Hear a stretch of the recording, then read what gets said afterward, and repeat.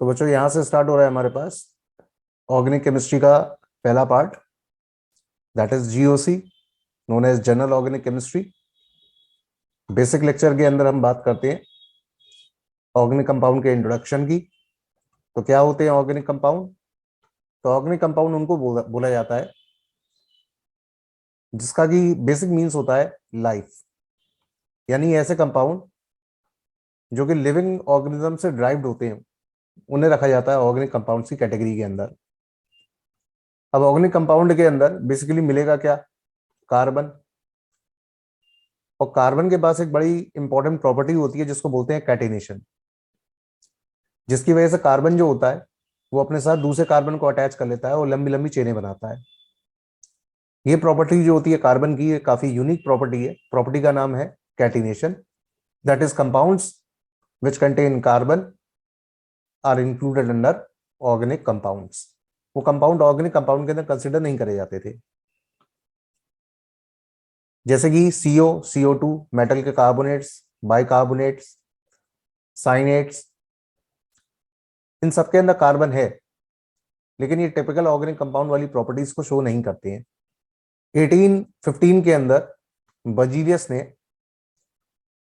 एक theory propose करी जिसको बोला गया वाइटल फोर्स थ्योरी, जिसमें कि ये बोला गया कि ऑर्गेनिक कंपाउंड केवल और केवल लिविंग ऑर्गेनिजम्स के अंदर ही सिंथेसाइज हो सकते हैं, और ये इसको सिंथेसाइज करने के लिए रेस्पॉन्सिबल होता है एक वाइटल फोर्स, यानी कि कोई दिव्य शक्ति रेस्पॉन्सिबल होती है इनको बनाने के लिए, जो कि अल्टीमेटली गलत था। इसको डिस्कार्ड किया 1828 के अंदर जर्मन केमिस्ट होलर ने, पूरा नाम था फ्रेडरिक होलर। तो फ्रेडरिक होलर ने दुनिया का पहला ऑर्गेनिक कंपाउंड लैब के अंदर सिंथेसाइज किया, वो भी इनऑर्गेनिक कंपाउंड से, और उस कंपाउंड का नाम था यूरिया। और तैयार किससे करके दिया? अमोनियम साइनेट से, जिसका फॉर्मूला होता है NH4CNO। अमोनियम साइनेट का फॉर्मूला NH4CNO। ये एक इनऑर्गेनिक कंपाउंड है। इसको जैसे ही हीट किया तो इसमें एक स्पेशल टाइप का रीअरेंजमेंट हो गया, और रीअरेंजमेंट होने की वजह से लैब के अंदर आपको मिला फर्स्ट टाइम पहला ऑर्गेनिक कंपाउंड जिसका नाम था यूरिया। तो इनऑर्गेनिक कंपाउंड से ही ऑर्गेनिक कंपाउंड को सिंथेसाइज किया, बॉडी के बाहर सिंथेसाइज किया, लैब के अंदर किसने किया? तो नाम इंपॉर्टेंट है, होलर, इन 1828। तो वाइटल फोर्स थ्योरी डिस्प्रूव किसने करी? होलर ने, दैट इज फ्रेडरिक होलर। उसके बाद कोलबेज ने लैब के अंदर सिंथेसाइज किया मीथेन को, एसिटिक एसिड्स को, ठीक है, acetic acid from its element synthesized by Kolbe. 1856 के अंदर बर्थलॉट ने सिंथेसाइज किया मीथेन को। तो क्वेश्चन में आ जाओ, तो organic compound are extracted from, answer is living organisms. First synthesized organic compound, urea, was obtained from, that is ammonium cyanate. Option B, highly important question. First synthesized organic compound, urea, was obtained from ammonium cyanate. Practical importance क्या है organic chemistry की? इतनी wide branch है organic chemistry, तो कुछ तो practical application होगा ना इसका। तो ऑर्गेनिक कंपाउंड यूज होते हैं बेसिकली फार्मास्यूटिकल इंडस्ट्रीज के अंदर। जितनी भी मेडिसिन है, जितनी भी, ज्यादातर मेडिसिन के अंदर कार्बन का यूज तो होना ही होना है। मेडिसिन के अंदर हो गया एक तो, दूसरा petrochemical industries, LPG, oils, petroleum jelly, kerosene, diesel, ये सब क्या है? ये सब पेट्रोकेमिकल इंडस्ट्रीज के अंदर इस्तेमाल होने वाले कंपाउंड्स हैं, केमिकल्स हैं, जिनके अंदर की कार्बन प्रेजेंट है। जितनी भी डाई इंडस्ट्रीज हैं, पेंट्स हो गए, सब कार्बन से तैयार होने वाले हैं, एजोडाइज हुए, इंडिगो हुआ। पॉलीमर इंडस्ट्रीज, टेफ्लॉन, गाड़ियों के ऊपर टेफ्लॉन की लेयर चढ़ाई जाती है, कार्बन का पॉलीमर होता है वो भी। सारे फाइबर्स, थ्रेड्स, नायलॉन, टेरिलिन, ये सब ऑर्गेनिक कंपाउंड से ही तैयार होने वाले।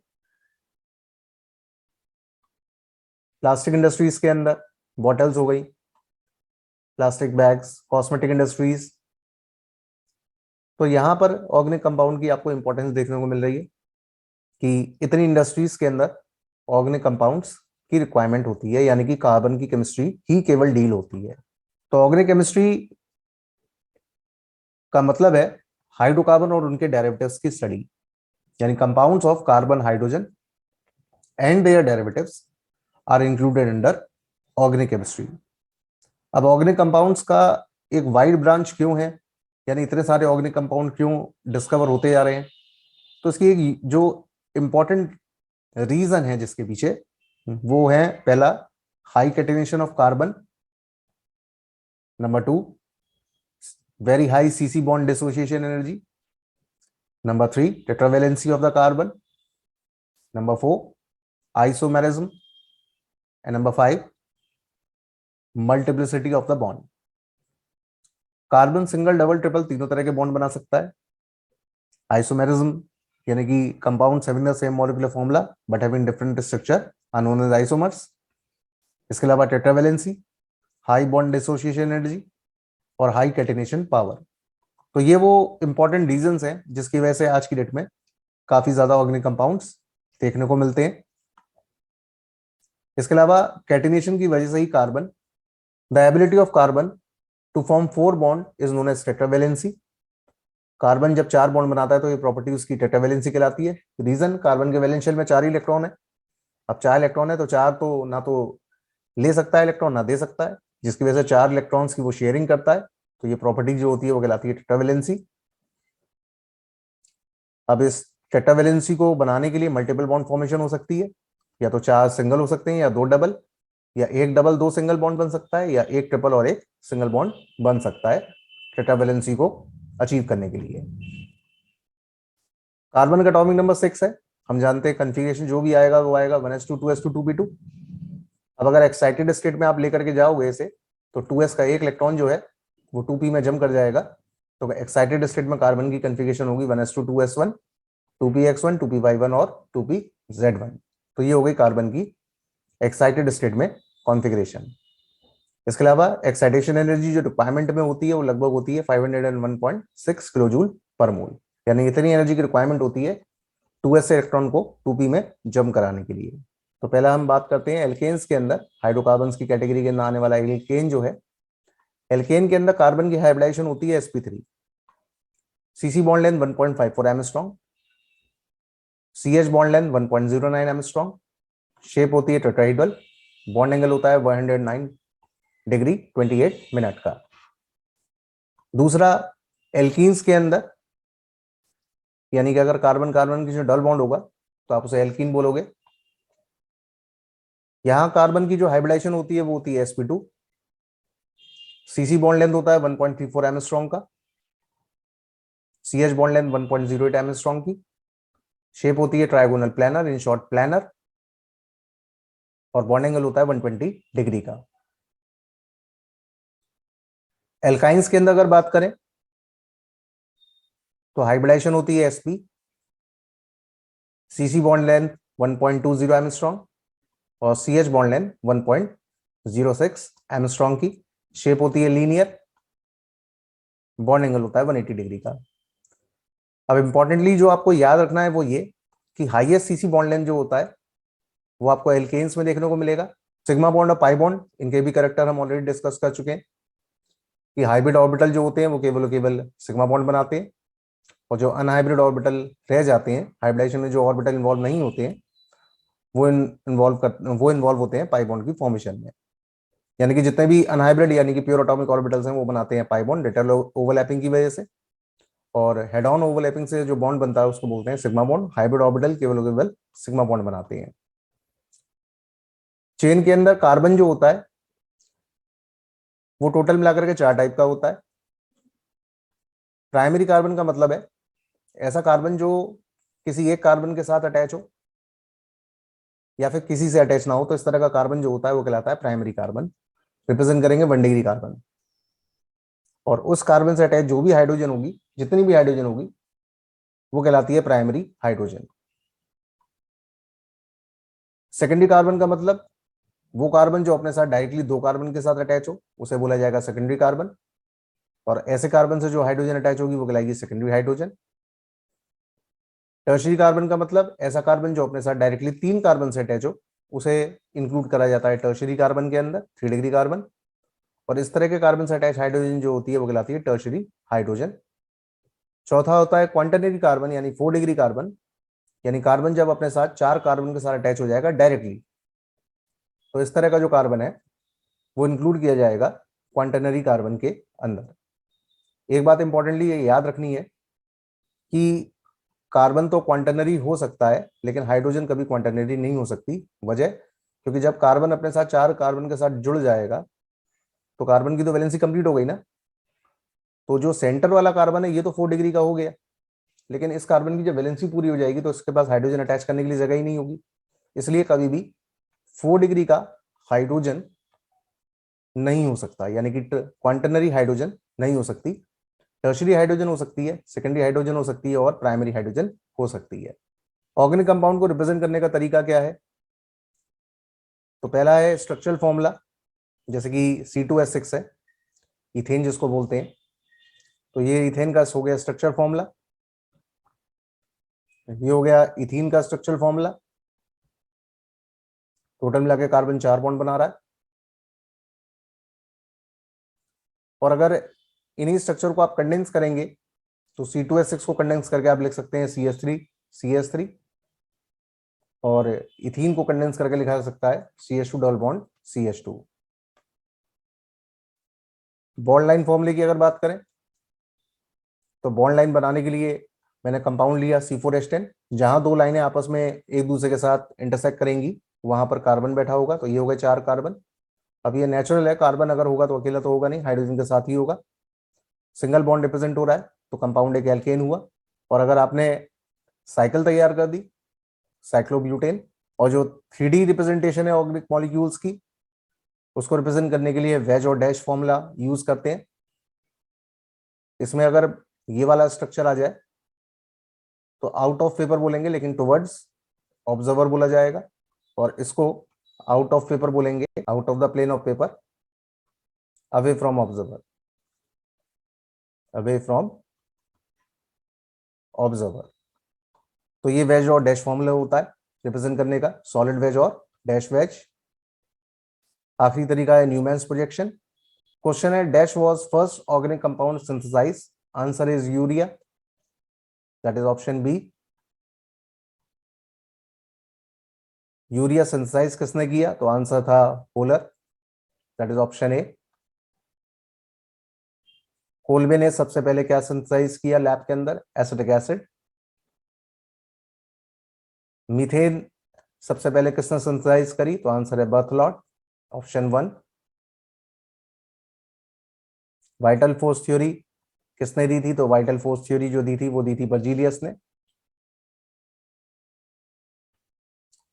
नेक्स्ट बात करते हैं कैरेक्टरिस्टिक्स ऑफ ऑर्गेनिक कंपाउंड्स की। ऑर्गेनिक कंपाउंड के क्या क्या कैरेक्टर हैं? तो सबसे पहला है कॉम्पोजिशन की। तो सबसे पहला पॉइंट है कंपोजिशन। तो organic compound mainly contains carbon, यानी ऑर्गेनिक कंपाउंड बोला ही उसको जाएगा जिसमें कि कार्बन होगा, लेकिन कार्बन के साथ दूसरे एटम्स भी हो सकते हैं, जैसे हाइड्रोजन हुआ, ऑक्सीजन हुआ, सल्फर हुआ, नाइट्रोजन हो गई, हेलोजन हो गई। इसके अलावा अगली प्रॉपर्टी है ऑर्गेनिक कंपाउंड के अंदर कैटेनेशन की, जिसमें कि कार्बन अपने आप से कार्बन को जोड़ करके चेनों को लंबी या रिंग शेप में ले आता है। कंडक्शन प्रॉपर्टी, ऑर्गेनिक कंपाउंड के अंदर फ्री इलेक्ट्रॉन्स देखने को नहीं मिलेंगे, जिसकी वजह से ये इलेक्ट्रिसिटी के और हीट के बैक कंडक्टर होते हैं। ज्यादातर ऑर्गेनिक कंपाउंड जो होते हैं वो हाईली कॉम्प्लेक्स होते हैं, जैसे कि विटामिन B12 का जो स्ट्रक्चर होता है वो हाईली कॉम्प्लेक्स स्ट्रक्चर होता है, कार्बन का स्ट्रक्चर बना होता है ये पूरा। कंबस्टेबिलिटी की बात करें तो हाईली कंबस्टेबल होते हैं, फ्यूल्स के तौर पर यूज करा जाता है। मेल्टिंग पॉइंट, बॉइलिंग पॉइंट इनका बहुत ज्यादा हाई नहीं, और इनऑर्गेनिक कंपाउंड के कंपैरेटिव इनका मेल्टिंग पॉइंट लो होता है। इसके अलावा इनके अंदर डायरेक्शनल प्रॉपर्टी देखने को मिलती है, कि यानी कि आइसोमेरिज्म शो कर सकते हैं। आइसोमर्स का मतलब same molecular formula but having different structure. Solubility की बात करें तो ऑर्गेनिक कंपाउंड ऑर्गेनिक चीजों के अंदर ही सॉल्युबल होते हैं, वाटर इनसॉल्युबल होते हैं ज्यादातर। तो most of the organic compound are insoluble in water but soluble in organic solvents। Stability की बात करें तो ऑर्गेनिक कंपाउंड की स्टेबिलिटी इन ऑर्गेनिक कंपाउंड से कंपैरेटिव बहुत कम होती है। Multiple bonds formation, single double और ट्रिपल हर तरीके का बॉन्ड बना सकते हैं। लिंकेज, इनके अंदर पाई जाने वाला जो बॉन्ड यानी जो लिंकेज होता है वो होता है कोवेलेंट, आसानी से पॉलीमराइज हो जाते हैं। जैसे इथीन का एक पॉलीमर होता है जिसको बोला जाता है पॉलीथिन। इनकी रेट ऑफ रिएक्शन जो होती है वो स्लो होती है।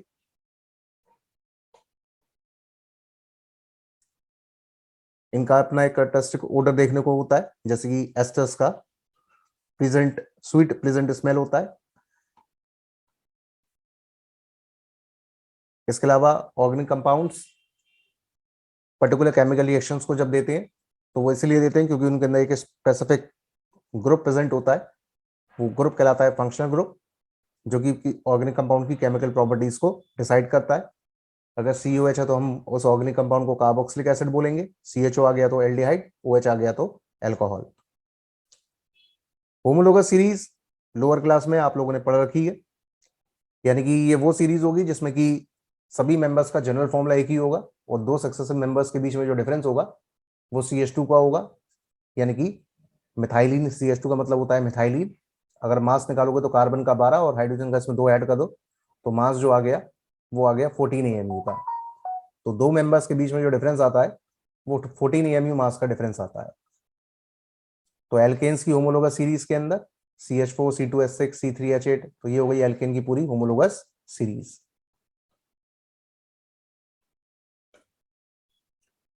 बात करते हैं classification of organic compound on the basis of the structure.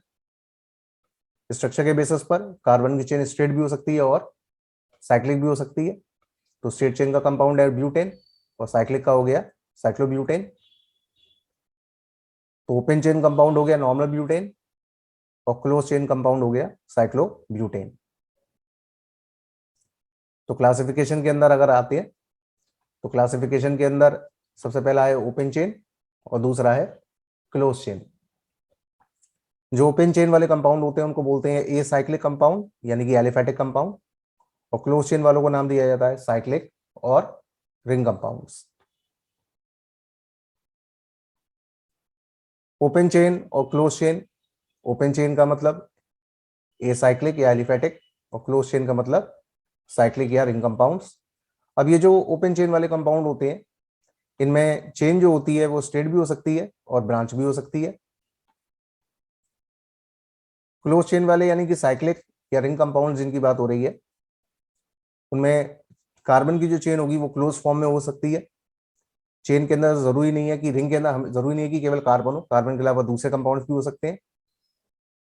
जैसे कि पहला का एग्जांपल है बेंजीन का जिसमें कि रिंग के अंदर केवल कार्बन दिख रहा है, और दूसरा एग्जांपल है पाइरिडीन का जिसमें कि रिंग के अंदर कार्बन के साथ साथ तुम्हें नाइट्रोजन भी ऑब्जर्व हो रहा है। इसमें डिफरेंस है इस बात का कि अगर केवल कार्बन ही कार्बन प्रेजेंट होता है तो बोलेंगे होमोसाइक्लिक। तो बेंजीन किस में आती है? होमोसाइक्लिक के अंदर, क्योंकि रिंग के अंदर केवल कार्बन प्रेजेंट है। लेकिन अगर रिंग के अंदर कार्बन के अलावा दूसरे एटम्स इंक्लूड हो गए जिन जैसे कि नाइट्रोजन हुआ, सल्फर हुआ, ऑक्सीजन हुआ, ठीक है, तो इस तरह के जो कंपाउंड्स आएंगे वो इंक्लूड किए जाएंगे हेटेरोसाइक्लिक कंपाउंड्स के अंदर। तो दोनों रिंग में डिफरेंस इस बात का है कि पहली वाली जो रिंग है उसमें केवल कार्बन है तो उसे बोलेंगे होमोसाइक्लिक, और दूसरी वाली जो रिंग है उसमें कार्बन के साथ साथ रिंग में नाइट्रोजन भी आ गया तो उसे बोलेंगे हेटेरोसाइक्लिक। तो रिंग दो तरह की होती है, होमोसाइक्लिक और हेटेरोसाइक्लिक।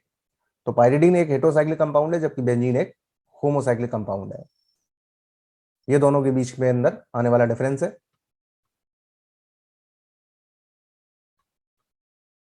तो हमने क्लोज चेन कंपाउंड के अंदर दो बातें पढ़ी, पहला होमोसाइक्लिक और दूसरा हेटेरोसाइक्लिक। होमोसाइक्लिक को कभी कभी कार्बोसाइक्लिक भी बोलते हैं क्योंकि साइकिल में केवल कार्बन ही प्रेजेंट है। तो होमोसाइक्लिक के अंदर जैसे कि ये दो साइकिल हैं, पहला वाला है साइक्लोहेक्सेन का, दूसरा वाला है बेंजीन का। अब अगर होमोसाइक्लिक कंपाउंड के अंदर कार्बन की साइकिल के अंदर सिंगल बॉन्ड ही आपको देखने को मिलता है, तो ऐसी सिचुएशन में इनको रखा जाता है एलिसाइक्लिक की कैटेगरी के अंदर। एलिसाइक्लिक का मतलब है एलिफैटिक साइक्लिक कंपाउंड, जैसे साइक्लोहेक्सेन एक एलिसाइक्लिक कंपाउंड की कैटेगरी में आता है। होमोसाइक्लिक कंपाउंड्स के अंदर अगर एक रिंग आ गई, कंपाउंड के अंदर बेंजीन रिंग आ गई, तो ऐसी सिचुएशन में वो होमोसाइक्लिक कंपाउंड इंक्लूड कर दिया जाएगा एरोमेटिक के अंदर। तो बेंजीन एक एरोमेटिक कंपाउंड है और साइक्लोहेक्सेन एक एलिसाइक्लिक कंपाउंड है। तो क्लोज चेन कंपाउंड के अंदर हमने डिस्कस किया होमोसाइक्लिक, और होमोसाइक्लिक के अंदर दो नाम बताए, एलिसाइक्लिक और एरोमेटिक का। तो होमोसाइक्लिक कंपाउंड के अंदर आता है एरोमेटिक कंपाउंड्स। तो एरोमेटिक कंपाउंड के अंदर जैसे कि एनिलीन हुआ, फिनॉल हुआ, इनमें कम से कम एक बेंजीन रिंग का होना जरूरी है। तो जिन कंपाउंड में बेंजीन रिंग मिलेगा ही मिलेगा एरोमेटिक कंपाउंड्स के अंदर, उन्हें आप बोलेंगे बेंजीनॉइड्स। यानी एरोमेटिक कंपाउंड की भी कैटेगरी हो गई, पहली बेंजीनॉइड और दूसरी नॉन बेंजीनॉइड। तो हम डिस्कस कर रहे हैं यहाँ पे बेंजीनॉइड के बारे में। तो एरोमेटिक कंपाउंड्स जिनके अंदर की एटलीस्ट एक बेंजीन रिंग प्रेजेंट है, उसे इंक्लूड किया जाता है बेंजीनॉइड्स के अंदर।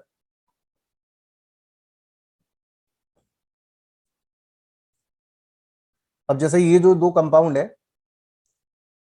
ये कंपाउंड एरोमेटिक तो है लेकिन इनके अंदर बेंजीन रिंग देखने को नहीं मिल रहा है, जैसे कि ट्रोपोन हुआ, ट्रोपोलियन हुआ, इनमें एक दूसरे टाइप की एरोमेटिक रिंग प्रेजेंट है और वो रिंग बेंजीन रिंग नहीं है। तो इस तरह के जो कंपाउंड है वो इंक्लूड कर दिए जाते हैं नॉन बेंजीनॉइड के अंदर।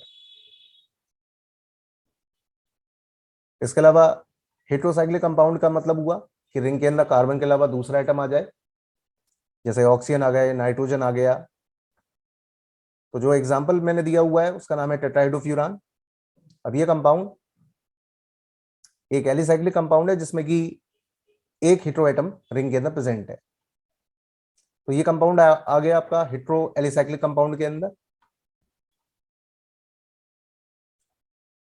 जबकि इधर वाला जो कंपाउंड है, इस वाले कंपाउंड के अंदर एरोमेटिक रिंग के अंदर एक हेट्रो एटम प्रेजेंट है, यानी कंपाउंड एरोमेटिक है और एक इसमें हेट्रो एटम प्रेजेंट है।